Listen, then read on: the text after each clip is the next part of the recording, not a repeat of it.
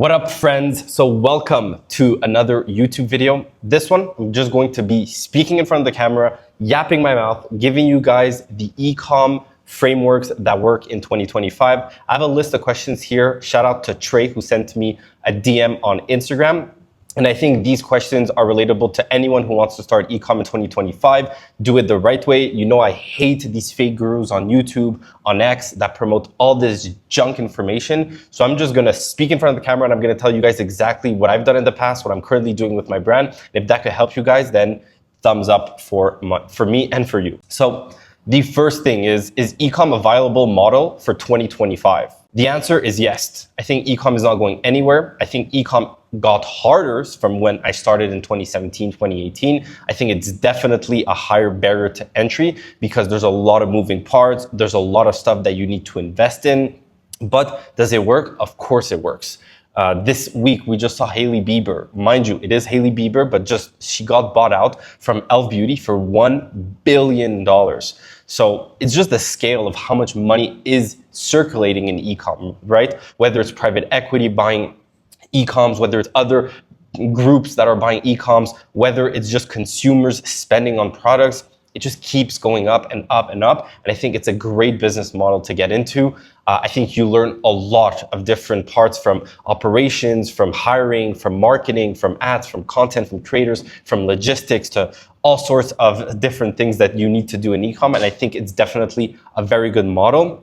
If it's your first time trying to make money, do I recommend it? No, I don't recommend it. I suggest that you go into a service-based business. So you try to sell a service to someone, they pay you up front and you deliver that service to accumulate some capital. And that goes into my second question, which is how much money do I really need to start an Ecom?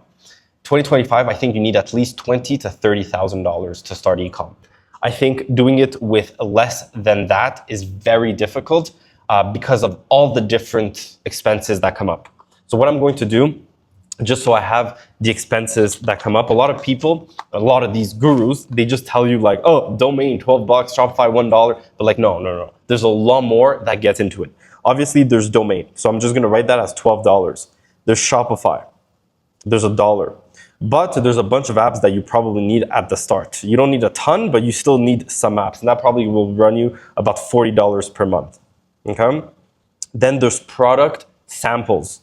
These product samples, you'll probably spend, if you actually want to see the product before you actually sell it and you don't know what to go into and you're thinking of different products, then I would probably think you're going to spend about $500 on product samples to get it from China to your house to see the product quality. And this could be about 10 different products at $50 each. There's marketing, which is a big one. $1,500 on ads, whatever platform you want to use. I recommend obviously Meta or TikTok maybe, but I think Meta is good. Then you'll want creatives. So you could either go to a service like Bands Off Ads to get your creatives. That will probably run you about $100 for 4 videos, if I'm not mistaken, or $69 for 3 videos with hooks, but about $100. If you don't want to go that route and you want actual content that is like generated by people using your exact product and it's not ripped, you're going to hire UGC creators, and that will probably cost you about $500 for 4 videos, right? So that's already a big chunk of cost right there. Then obviously you're probably at the start going to do drop shipping, so you won't need to buy inventory in bulk, and I suggest you guys don't buy inventory in bulk, but you'll still have some shipping costs depending the product. Like you're going to have to put in some money up front to make sure that they could ship in a timely manner. So that's maybe losing money on the first sale, but then recuperating it on the second or third sale if you guys are not profitable on ads, right? So I'm gonna put about $100 for shipping cost. So you could open up a USPS account, a UPS account, a FedEx, and these are accounts that you can use and they give you better rates, but it costs a bit to open up, right? So we have domain, Shopify, apps, product samples, marketing, creators, and shipping costs. Now, if we add all this up, this will probably run you $1,500 plus $500 plus $600. There's probably around $2,000 at the start to invest, and you don't even know if your marketing is actually going to perform, right? And this doesn't mean that like if you put $1,500 on ads and you get maybe a few sales, you get, I don't know, $800 in sales, that you kill the product and you go to the next one. No, you keep hacking at it, right? Now, one thing I did not include in here actually is the theme, plus if you want to do branding for your own product. Obviously now with ChatGPT, very easy to do branding, but if you want to get a brand expert or a theme, I'm just going to say that you guys are just going to get a good theme, which is run you about $200. So it's about $2,200 to start, right?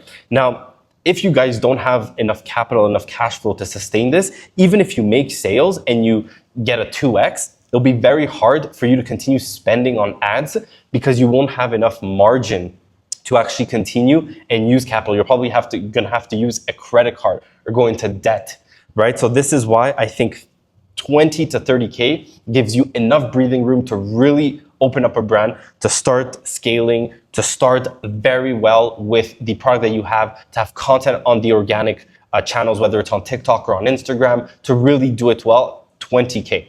Now, if you don't know what to start for 20K or how to get 20K, the best way I can tell you is service-based business. Now, this is a video for a whole other topic on how to create a service-based business. And if you guys do want me to make a video, I'm happy to do it. I just want to make videos that help you guys. So shoot me a DM or comment below to make a video about it. And I'll definitely make a video about service-based businesses, which is basically starting an agency, selling a service, okay? The next is finding a winning product, quote unquote. I do not like using this term because I do not believe that winning products are a thing. I think any product that you guys could sell could be a winning product. Now, I made a mirror board last time and I'll open it up right here so I could see you, but there's a few criteria that you guys need to hit to make sure that the product is viable to sell, okay? What that entitles. Make sure that you guys can long-term, without seasonality, sell this product. So it's not a Halloween product, it's not a Christmas product, it's a product that you guys can sell all year round. It solves a specific problem and it is emotional. So acne is a very good one, like a cream for acne, for example. That's like very emotional, and you know that people have specific problems and they're looking for solutions for this type of problem. It could go viral on social media, whether it's on TikTok or IG. If you type in your product name on TikTok, you have to make sure that there's already videos that have millions of views, thousands of hundreds of thousands of likes. So it has potential to be an 8-figure brand, okay? Again, we are not here to build dropshipping stores that are going to last 3 months and then you guys are going to move on. This is for people that want to build a brand and to make millions of dollars and hopefully one day get an 8-figure exit from it, okay? Next up, I think this is the most important one, product viability, which is 80% gross margin. So if you have a product that you buy for $5, you have to make sure that the selling price that you have, for example, if we sell it for $50, that's 5 divided by 50, that gives us 90% margin, right? With that 90% margin, for example, you have enough to pay for ads to get good customer acquisition cost. You have enough to pay for shipping. You have enough to pay for the SaaS that you're going to have when you're going to have a lot more Shopify apps installed. You have enough to pay for salaries for a team because you're not going to be able to do this alone, for customer service. So you have enough margin to hack at it so that you guys could scale it up. And by scaling it up, you guys are going to actually decrease your profit margin. So if you start at 50% profit margin, then you minus the ads, then you minus the marketing, then you minus your team costs, then you minus your ops and expenses, you guys are losing money. So that's why 80% is extremely, as a gross margin, healthy. If you guys get 75, it's still good. Under 70, I would definitely not touch it and try to find another product. The next thing, easily sourced and manufactured with minimal bottlenecks. So if to source this product, it's very complicated, or you need to go through a factory that needs to speak to another manufacturer that needs to speak to the farm to produce a sort of cream or whatever it is, it's too much bottlenecks, right? You need to have a sourced product that is easily manufactured and that is easily sourced and packaged so that it could be shipped out to your customers, okay?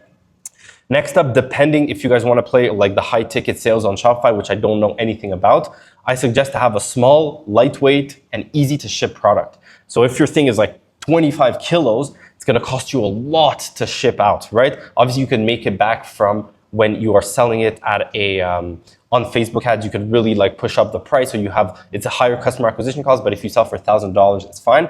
But in my opinion, small, lightweight, easy to ship in an envelope and send it to the customer is the best product that you can sell.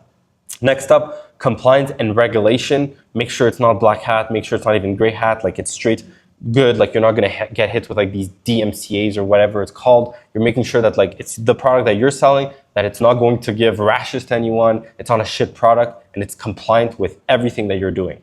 Okay.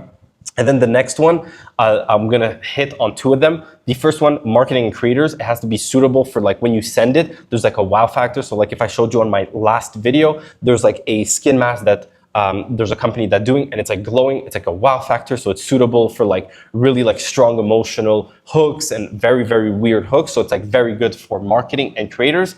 And the last one of the most important ones with gross margin is it's possible to have repeat purchases and possible to add a subscription potential. So if you're selling some sort of consumable, it's very good because they could be on subscription. They'll come back 3-4 times a year to buy it. So those are the whole list that I have here, the brand scorecard in which I call it. If you guys want access to it, again, just comment below, but DM me on Instagram, I think is better, but comment below and then I'll get in touch with you to give you this brand scorecard. And the last question that he told me was, how do I run ads and how do I test creatives? Right? So I have obviously this helps me a lot, but I have a creative agency that does all this and it's my internal creative agency. And we are, the way that we do it specifically is we create concepts and angles that hit different audiences. So in my last video, and I'll link it down below, if you guys want to see how we do the creative strategy, there's a whole section on how I create the audience persona. So like my desired customer avatar, and then I break down exactly what their pain points are, what the desires are, and then I create specific angles and messaging that will resonate with that audience. Once I'm able to do that, I then create a brief on Notion and send out this brief, a very detailed brief with hooks and scripts with visuals to the creators that I am sending the product to so that they can film and they have a guideline of what they can follow.